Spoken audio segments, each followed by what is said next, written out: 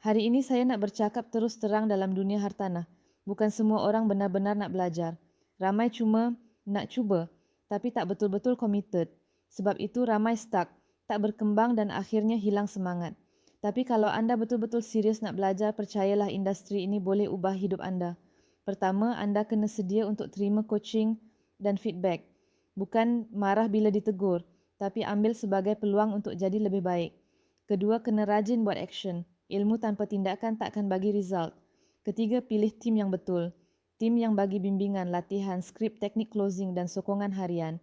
Bila anda berada dalam ekosistem yang betul, perjalanan anda jadi lebih laju dan lebih jelas. Di Hebat Realtors kami tak cari ramai, kami cari yang serius. Yang betul-betul nak belajar, nak buat dan nak capai income stabil dalam hartanah. Kalau itu anda, pintu sentiasa terbuka. Klik link di bawah dan kita mula perjalanan anda sebagai ejen berjaya.